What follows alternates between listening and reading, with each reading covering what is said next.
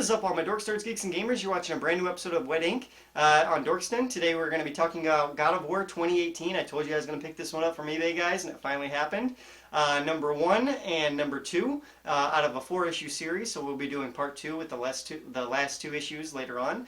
But starting off with issue 1, and these are made by Dark Horse Comics, guys, and as you guys know, I love Dark Horse's art style. I love their bloody graphics, the way they do the violence, and the way they show the muscular bodies, and just the way they do the darker tones, the Conans, the God of Wars, the Dark Souls, the stuff like that. So definitely looking forward to this issue 1 here of God of War 2018.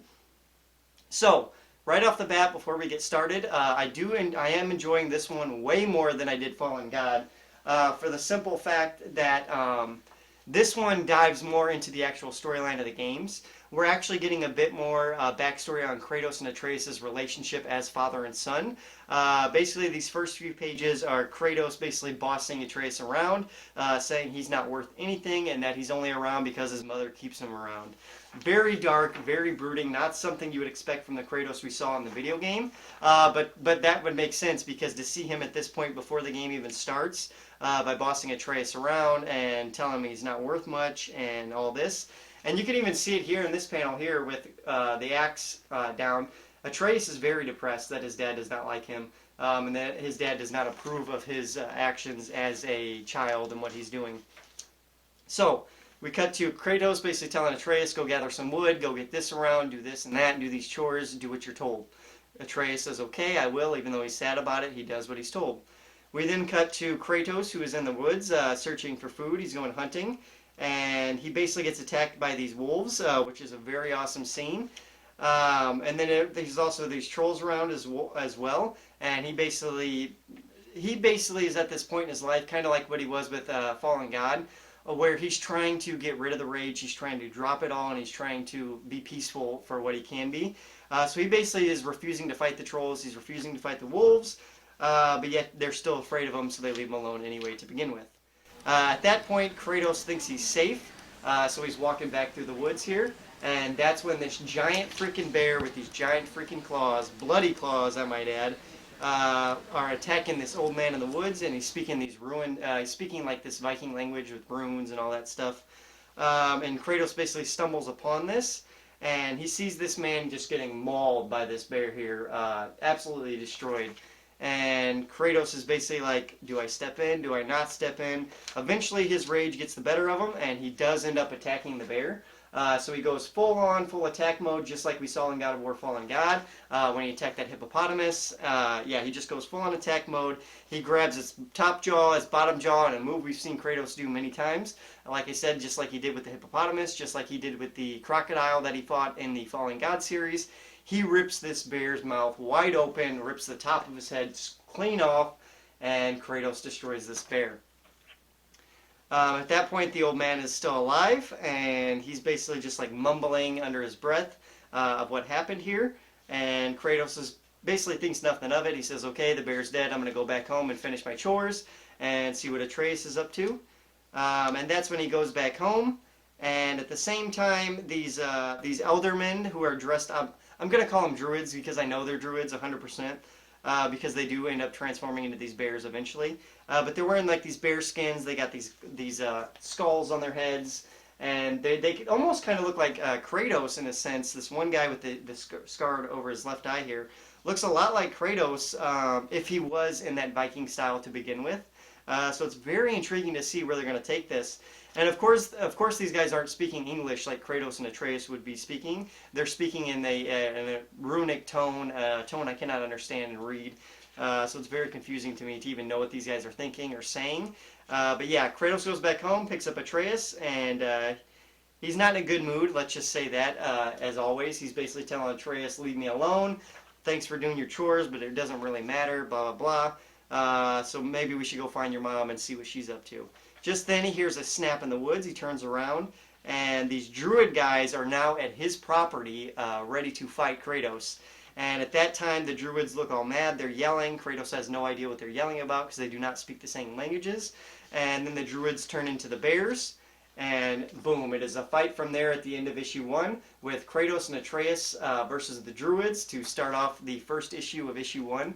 What a great freaking start to this series. I gotta tell you guys, way better than Fallen God. Because Fallen God, like I said, it was a very boring first issue, and then issue 2 and 3 had all the action in it. This has action, this has story, this has character development, this has emotional moments between Kratos and Atreus. This is what we wanted from a God of War comic book from the beginning. And 100% agree. I give this one a 9 out of 10. It is not perfect by any means, but it is beautiful. The artwork is great. The storyline is good. And there are character development moments that I definitely appreciate and I really like. I also love, the other thing I would really love a whole lot about this series is we're getting more lore into the Viking side of God of War, which the video game did a great job of adding lore, but it left a lot of stuff open. And to see stuff like Druids in the comic book and to see Kratos and Atreus' relationship before they got started on that journey is very essential and very awesome as a God of War fan. Also, second thing is I love these artworks. The artworks are beautifully done. They look hand-painted almost. Beautiful details.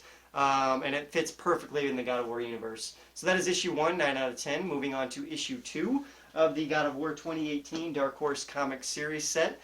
Issue 2, another beautiful cover art here with the Druids attacking Kratos and Atreus in the background here. Very beautiful, well done once again, and I just cannot wait to see where this issue goes.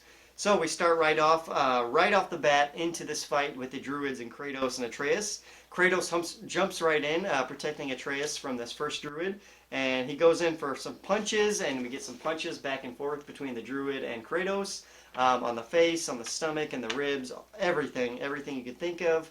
Kratos is just beating this bear down. Then we have Atreus, who on his end is getting attacked by another Druid. And at this point, remember, he has not been on his journey to learn how to fight with Kratos, so he has no idea what to do. So he basically yells, "Father, help!" And at this point, Kratos has another bear in a bear hug, and he's like snapping its spine. What a great piece of artwork here. Like, this is amazing. Kratos just snapping his spine as he tries to contemplate, can I make it to my son in time to save him?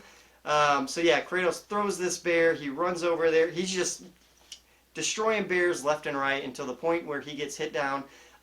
Bear paw comes to the back of his head, knocks him to the ground, and you think that Kratos is done. But then you see the Leviathan axe. I don't know if it's the Leviathan axe or just the regular axe sitting next to him. But Kratos grabs the axe, and at that point, you know this bear is screwed. Because Kratos takes the axe and slams it right at its head, and then he cuts the bear's arm off, and he just goes back to Atreus and pulls him back. At this point, the Druids start to turn back into humans, and they start to retreat because they know they basically lost at this point. They know Kratos is not a human. So they try to run away and retreat. Kratos grabs his axe, and he starts chasing after them. He's like, no, we're not letting them get away. Atreus here with me. We're going to track these guys down until we find them and we kill them. And Atreus is like, I don't know if that's a good idea. Should we leave the home? We don't know when Mom's going to be back. We don't know if she's going to be in danger. And Kratos grabs his axe and he says, no, we're going to find them till the ends of the earth together, and we're going to kill them. So him and Atreus go on this journey to find these guys. And they walk and they walk and they walk. And then we also get this nice little moment between Kratos and Atreus, this bonding moment, where Atreus actually has a good idea about where they could be and how they can find them by finding the old village, by finding like an oracle kind of, but like the Viking version of an oracle. And Kratos is like, you know what, that's really not a bad idea, so maybe we should go do that. And that gives Atreus this little like lift me up moment between him and his dad, which we needed for a while. And then you see this like enthusiasm on Atreus' face as he wants to lead the way at this point because his dad finally approves of his idea. So now Kratos and Atreus are going to find the Seeker to get some more context into who the Druids are, why they're attacking, and where they might be next, so they can go finish them off and kill them all. We then end up on this little cottage at the very top of this mountain with Kratos and Atreus going in to talk to the seer. Kratos basically leaves Atreus outside because he doesn't know how this is going to turn, if it's going to turn sideways or not. And we end this issue off with the great seer being shown, who looks like a haggard witch with warts all over her face, and she's sitting there in a campfire. She basically tells Kratos, I know a great many things, ask what you want to know and I will tell you. And we end off with Kratos just standing there, kind of taking it all in. So, this issue, once again, had some awesome action scenes, more great character moments, And I also love how this one didn't leave off on an action cliffhanger like the first issue did. This one left off more on a mystery cliffhanger, like you don't know if you can trust this Baba Yaga type Oracle character. You don't know if she's gonna lie. You don't know if she's on the Druid side. So I like that mystery they added in issue 2 as well. But yeah, another great issue to add to the series. Issue 2, I'm going to give a solid 9 out of 10 as well. So 2 9 out of 10s, if you guys have not read the God of War 2018 comic book series, way, way, way better than God of War Fallen God. God of War Fallen God is cool because you get to see a little bit of that Egyptian side of God of War that we've never seen before. But this is cool because you actually get to see Kratos as a human, Kratos with Atreus, and you get to see a bit more of their bond before the game even starts. So highly recommend these two. Let me know down below what you guys thought of God of War 2018. If you guys have read these comics or not from Dark Horse Comics, let me know down below. Make sure you like, subscribe, or share. And as always, guys, keep it right here on Dorks Den. I've been your host, Ghost. Adios.